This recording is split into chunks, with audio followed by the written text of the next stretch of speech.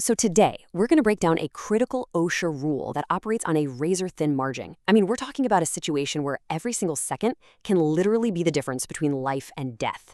And the whole thing? It all boils down to just one number. 4 minutes. That's it. That's the entire window. It's the time frame that OSHA says is the absolute tipping point in a life-threatening emergency on a construction site. And when you think about it, that's really not a lot of time, is it? So that really brings us to the core question here, doesn't it? When disaster strikes, when something goes terribly wrong, is 4 minutes really enough time for help to get there? Because honestly, the answer to that question, well, it changes everything. Okay, so to really get why this rule even exists, we have to understand the stakes. We have to look at what's actually happening inside this incredibly short window of time. Why is this 4-minute period so absolute? And this is where it gets really serious. Just look at the math here. The math of survival.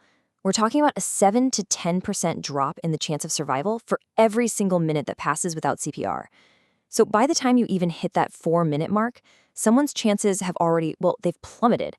This isn't just some helpful guideline, it's a grim ticking clock. And that urgency, that ticking clock, it's just magnified, amplified in the construction industry.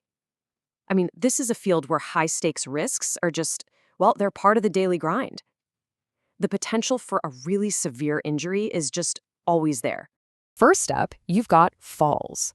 Just the constant danger of falls from height. It's one of the biggest killers in the entire industry. Then you've got the invisible threat, right? Electrical shock. It can cause horrific burns and, boom, trigger cardiac arrest in an instant. And of course, there's the ever-present danger of crushing injuries, from heavy machinery or materials that shift without warning.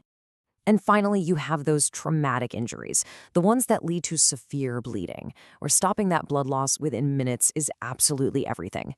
So with all these life-threatening risks basically setting the stage, OSHA came in with a specific standard.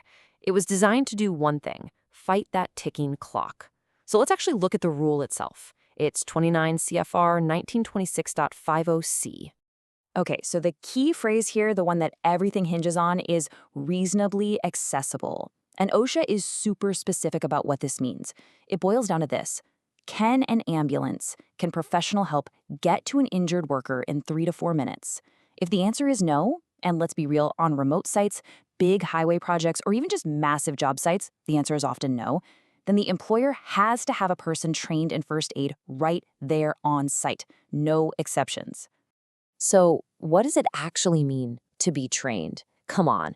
We all know it's not just about having a dusty first aid kit sitting in a trailer somewhere. It's really about having the right skills and the right supplies ready to go, like right now. This isn't some basic course. The required training, which usually comes from groups like the American Heart Association or the Red Cross, it covers a whole bunch of critical emergencies. We're talking the big stuff: CPR and how to use an AED, how to control severe bleeding, how to manage shock, and even treating things like burns or heat emergencies. And really, this image right here gets to the heart of it. This is the cornerstone of all that training. If someone goes into cardiac arrest, this is the action that buys them time. It's the bridge until EMS can get there. Knowing how to do good, effective chest compressions and use an AED, that is the single most important thing that can happen in that 4-minute window. And when you're talking about trauma, the focus totally shifts to tools like these: a bleeding control kit and a tourniquet. But it's not just about having them. It's about knowing without a second of hesitation how to use them correctly.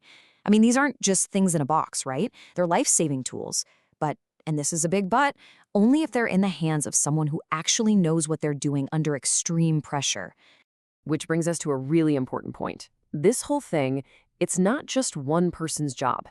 Site safety is a team effort. It's a shared responsibility with really clear jobs for both the employers and the employees.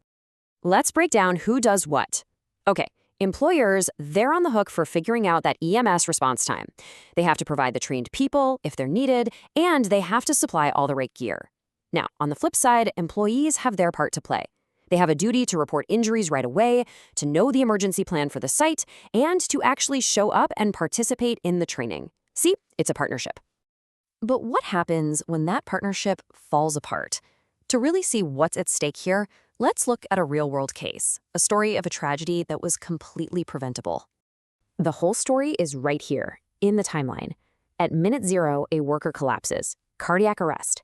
Then, for 4 agonizing minutes, that critical window we've been talking about, nothing happens. No one does CPR. By the time EMS finally finds their way to this remote site, 12 minutes have passed. It's way too late. The result? A fatality. And when you look at why this happened, the root causes are a textbook violation of the rule we've been talking about. There was no one on site trained in first aid, there was no AED available, and the most basic failure of all, they never even bothered to properly check the EMS response time in the first place. So this death, it wasn't just a tragedy, it was a complete failure to follow the rules.